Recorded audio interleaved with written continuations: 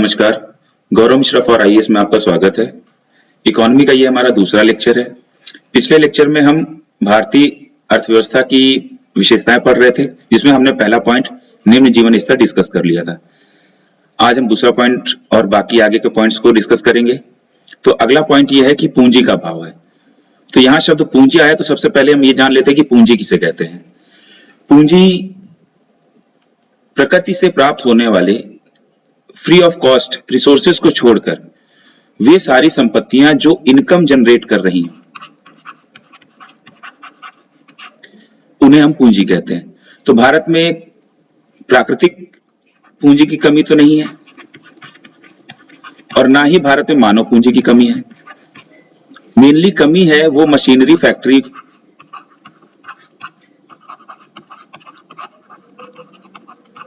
और तकनीकी पूंजी की।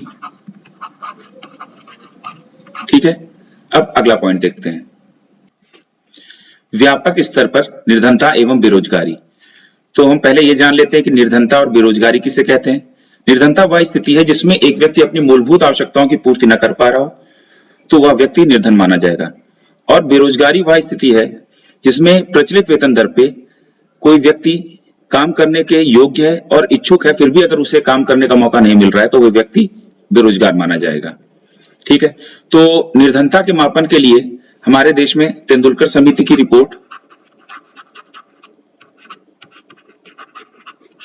रिपोर्ट जो वर्ष 2011-12 की है, उसको फॉलो किया जा रहा है अभी। ठीक है, जिसके अनुसार 21.9% जनसंख्या हमारे देश की निर्धन है। ठीक है, अब अगला पॉइंट देखते हैं, आर्थिक असमानता।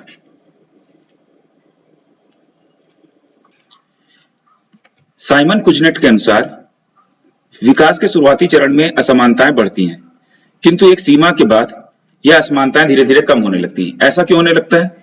क्योंकि विकास का जो लाभ है वो छन छन कर धीरे धीरे निचले स्तर तक भी पहुंचने लगता है, और इसे ही हम ट्रिकल डाउन थ्योरी या टपकन का सिद्धांत कहते हैं। ऐसा क्यों होता है? क्योंकि जब प्रोडक्शन बढ़ेगा, उत्पादन बढ़ेगा, विकास आर्थिक गतिविधियां तेजी से बढ़ेंगी, तो पूंजी की मांग और श्रम की मांग होगी।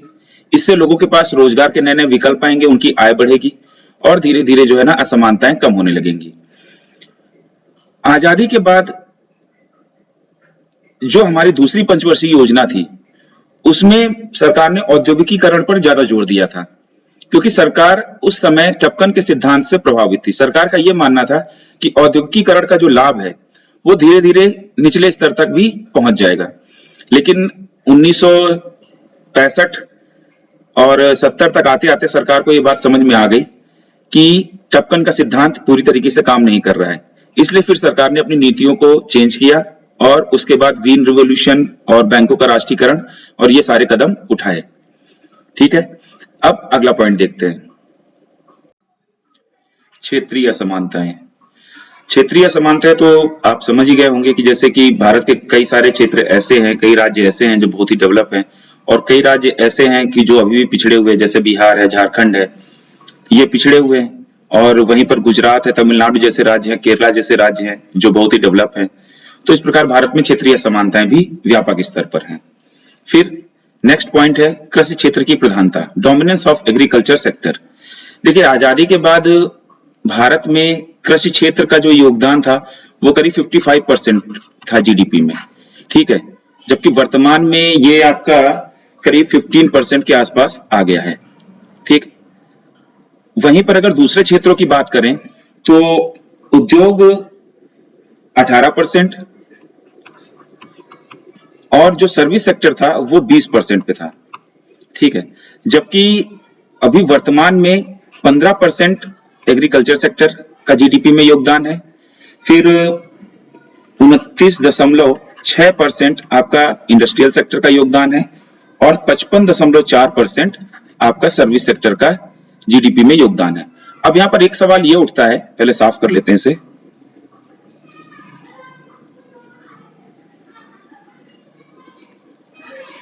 अब एक सवाल यह उठता है कि भाई कृषि का योगदान पहले 55% था जीडीपी में, और अभी जो है ना वर्तमान में 2019-20 में ये 15% तक आ गया है। तो ये इसका मतलब कि कृषि का विकास कम हुआ है? नहीं, ऐसी बात नहीं है। कृषि में भी विकास हुआ है। देखिए कृषि में एक सीमा से ज्यादा ग्रोथ रेट नहीं पाई जा सकती, क्योंकि हमारे पास जो लैंड है वो सीमित है, ठीक है। जबकि जो हमारा जो इंडस्ट्रियल सेक्टर है और उसके बाद जो हमारा सर्विस सेक्टर है, इनमें हमने ग्रोथ कृषि की अपेक्षा रिलेटिवली हमने ज्यादा करी है। तो इसलिए जो है ना, इनका जो परसेंटेज है, इनका परसेंटेज हमारे जीडीपी में बढ़ गया है, और जबकि कृषि का परसेंटेज कम हुआ है, ठीक है। वैसे कृषि का एक विकसित अर्थव्यवस्था में कृषि का परसेंटेज 2 या 3% से ज्यादा होता भी नहीं है।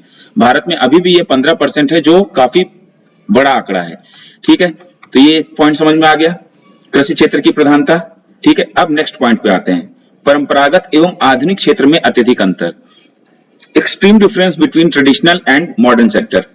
देखिए जब हम विकसित हो रही अर्थव्यवस्था है, हम विकास के चरण में हैं, ठीक है, तो हमारे कुछ सेक्टर्स होंगे, कुछ हमारे जो क्षेत्र होंगे वो बहुत ज्यादा डेवलप हो चुके होंगे, और वो वहीं पर कुछ क्षेत्र ऐसे होंगे जो जिनमें अभी भी परंपरागत तरीकों का इस्तेमाल किया जा रहा हो। जैसे कृषि में अभी भी हम बहुत बड़े क्षेत्र में परंपरागत तरीके से ही कृषि की जा रही है, ठीक है। कुछ ही क्षेत्र ऐसे हैं जहां पर जो जैसे पंजाब वगैरह हो गया, जहां पर कृषि का मॉडर्नाइजेशन हो गया है। वैसे ही बहुत सारे ऐसे काम है, जैसे अपने कारपेंटर का काम है, या फिर अपने जो हमारा इंफ्रास्ट्रक्चर डेवलपमेंट का काम है। तो बहुत सारे ऐसे काम हैं जिनमें हम अभी भी पिछड़े हैं और परंपरागत तरीकों का ही इस्तेमाल कर रहे हैं, जबकि आईटी सॉफ्टवेयर इन सब में तो हम अब तो सर्विस प्रोवाइडर भी बन गए हैं, ठीक है। तो इसमें तो हमारे पास जो है ना बेंगलोर और हैदराबाद जैसे आईटी सिटीज हैं। तो कुछ क्षेत्रों में हम बहुत ज्यादा ग्रोथ कर गए हैं, और कुछ क्षेत्रों में अभी भी हम विकास की क्रम में हम लगे हुए हैं, ठीक है। तो परंपरागत और आधुनिक क्षेत्र में एक बड़ा अंतर होता है जब कोई भी अर्थव्यवस्था विकासशील अर्थव्यवस्था होती है। अब लास्ट पॉइंट है निम्न कल्याण स्तर। देखिए अब इसको पहले साफ कर लेते हैं, फिर बात करते हैं, ठीक है। निम्न कल्याण स्तर, देखिए गवर्नमेंट के दो प्रकार के जो है ना खर्च होते हैं। एक तो होते हैं जो इसेंशियल होते हैं, और एक जो खर्च होता है वो विकासात्मक, ठीक है, प्रोग्रेसिव एक्सपेंडिचर। तो विकासात्मक व्यय जो होता है, उस व्यय के अंतर्गत कल्याणकारी योजनाएं और जो है ना मतलब कि कल्याणकारी कार्यक्रम चलाए जाते हैं गवर्नमेंट की तरफ से, ठीक है। अब हमारे देश में जो कल्याणकारी कार्यक्रम चलाए जाते हैं, उनका जो स्तर है वो अभी भी विकसित अर्थव्यवस्थाओं की तुलना में बहुत ही निचला है, ठीक है। हमारे जो स्कैंडिनेवियन कंट्रीज हैं, फ्रांस है, जो हमारे विकसित देश है, अमेरिका है, यहाँ पर जो लोगों के लिए कल्याणकारी कार्यक्रम चलाए जाते हैं वो बहुत ही बड़े पैमाने पर, और इनका स्तर भी काफी उच्च है। जबकि भारत में जो कार्यक्रम, अब जैसे हमारे यहाँ फ्री एजुकेशन सभी के लिए कर दी गई है, लेकिन जो हाई एजुकेशन है, हायर एजुकेशन, वो अभी सभी के लिए फ्री नहीं है, ठीक है। जैसे हमारे यहाँ जो सरकारी जो सरकारी अस्पताल है, वहां पर भी जो सुविधाएं इतनी विश्व स्तर की नहीं है। जबकि फ्रांस वगैरह जैसी कंट्रीज हैं कि वहां पर अगर कोई भी महिला प्रेग्नेंट होती है, तो जिस दिन से उनकी इस बात का पता चलता है कि वो प्रेग्नेंट है, उस दिन से लेकर उनकी प्रेगनेंसी के बाद तक 6 महीनों तक जो ना सारी जो सुविधाएं हैं सब गवर्नमेंट की तरफ से दी जाती हैं। गवर्नमेंट के डॉक्टर इवन खुद घर पर आकर उनको जो ना चेक करते हैं। स्कैंडिनेवियन कंट्रीज में वहां पर भी जो है ना, वहां पर तो एजुकेशन, हायर एजुकेशन और सारी सर्विसेज जो एक चाहिए, वो सारी सर्विसेज फ्री हैं गवर्नमेंट की तरफ से, ठीक है। तो अभी हमारा जो कल्याण स्तर है, गवर्नमेंट की तरफ से जो विकासात्मक व्यय है, वो भी उतना नहीं किया जा रहा है। इसका क्योंकि कारण भी है, क्योंकि हमारे पास अभी भी संसाधन उतने डेवलप नहीं हो पाए, ठीक है। हम भी अभी भी विकास के चरण में ही हैं। जैसे जैसे गवर्नमेंट की इनकम बढ़ती जाएगी, जैसे जैसे हम विकसित होते जाएंगे, तो हमारा कल्याण स्तर भी बढ़ता जाएगा, ठीक है। तो इस प्रकार हमने आज की क्लास में भारतीय अर्थव्यवस्था की विशेषताएं जो हमने पढ़ी वो हमने कंप्लीट कर दी, ठीक है। और ये सारी जो विशेषताएं हैं ये आपको समझ में भी आ गई होंगी। एक चीज मैं आपको बोलूंगा कि जो जो मैंने परिभाषाएं बीच में आपको बोली हैं, वो परिभाषाएं आप जरूर जो है ना पॉज करके जो है ना इसको नोट कर लीजिएगा, ठीक है। आगे के चैप्टर्स में भी वो परिभाषाएं आएंगी, लेकिन आप इनको जितनी बार पढ़ेंगे उतनी बार ही आपको ये चीजें मेमोराइज होती जाएंगी, और इन पे आपका जो कॉन्सेप्ट है वो क्लियर होता चला जाएगा, ठीक है। अब नेक्स्ट क्लास में हम पढ़ेंगे भारतीय अर्थव्यवस्था के अंतर्गत आने वाले सामाजिक एवं आर्थिक मुद्दे, ठीक है। तो फिर अब मिलते हैं नेक्स्ट क्लास में, तब तक के लिए धन्यवाद।